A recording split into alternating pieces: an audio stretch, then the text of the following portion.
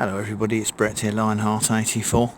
Now, I have made a video about this before, but I've been asked several times in the last week or so, when people have looked at videos on single plants, persimmons or pawpaw, I keep getting asked, why haven't you got your trees planted in ground? Why haven't you got your trees planted in ground? Why haven't you got your trees planted in ground?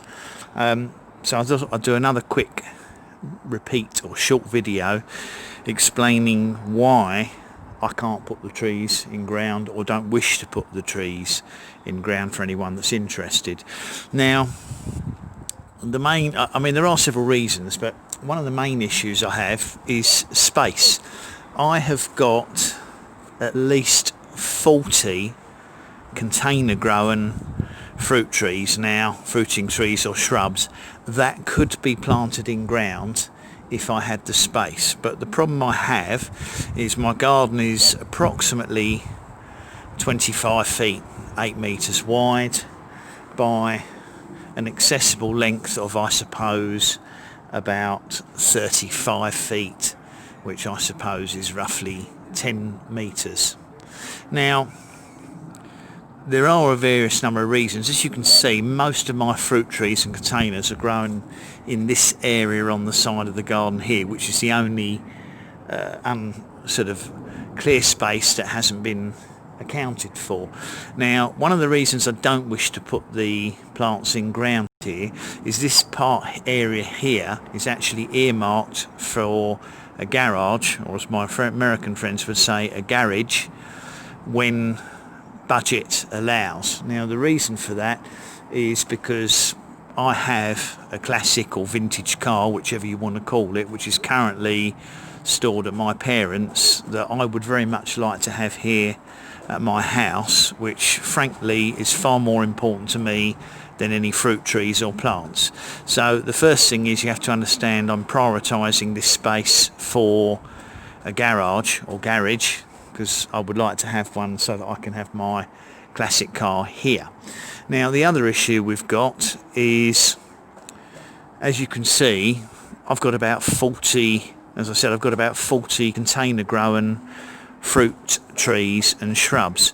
Now, if I was to try and plant these in ground, this space that they're standing in would only actually hold about 6 to 8 trees if I was to plant them in ground, because obviously not only would they need to be at least a metre from the fence to give them space to grow, they would also need to be at least 2 metres apart realistically, and even then I'd have to prune them heavily each year to keep them from growing into each other. They really need more space. Now, if I had obviously half an acre, then I would be delighted to have these plants in ground, but with this small area of space I've got here, which is probably 2.5 metres wide by about 8 metres long, I could actually only have 6 to 8 trees.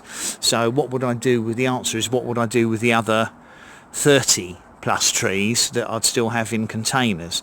So by putting them in containers, it means I can have the plants, obviously I haven't spaced them as far apart as they will need to be in time, because a lot of the plants, as you can see, my persimmons and plants are actually quite small, so they can be quite close together. But in time, in this space here, I will be able to space them at least a metre apart, the containers. The advantage of them being in containers is I'll be able to restrict them to a manageable size. I mean, I don't really want 12-foot tall trees growing here. What I like to do is keep them all to about between 2 and 3 metres maximum. Now, obviously in containers, I'm not going to get 100 fruits on a tree. I'm only going to get perhaps 10 or 12 good quality fruits, but that's fine, because I've got 30 trees here. So if I got 10 fruits per tree, that would be 300 fruits. So I'd be more than happy to have 10 or 12 persimmons or pawpaw on one tree. So keeping them in containers restricts the size of the plants, and it helps to keep them to a manageable size. It also makes them mobile. Now, the other reason I've got them in containers is I don't feel like the house where I live at the moment is my forever home. Now if you're living in a house which you believe is your forever home and you've got the space you need, then you definitely would want to get the plants into the ground, because you're going to get bigger, more established plants and heavier crops. But as I'm thinking in the long term, and I'm thinking that in 10 years time I might possibly not be in this house, ideally my forever home, I love the house, I'm very happy with the house, and that location's acceptable because it gives a good microclimate here. But what I'm not happy is the garden. Obviously, as I am a keen plant and unusual fruit grower, this garden is about a quarter of the size that I would actually like to have in my forever home. Now, if I could find a place that I could afford to move to in time with a similar house but with a large garden, which would obviously mean moving further out, then I would gladly plant these plants in ground if I could give them a permanent location. But if I planted these in the ground here now and I moved in 5 or 6 years time, I wouldn't be able to take any of them with me. And I would dearly like, if I moved in a few years time, as I've got such a fantastic collection, I would really like to be able to take them with me. So obviously growing them in containers is going to hopefully make that a possibility. So that's for people who keep asking why I haven't got the plants in ground. There are several reasons. Basically it's to keep the size down to a manageable level and make maintenance easy, because the only space where I could plant them is somewhere that I would like to put a garage up, which would be useful for storage as well as for a car.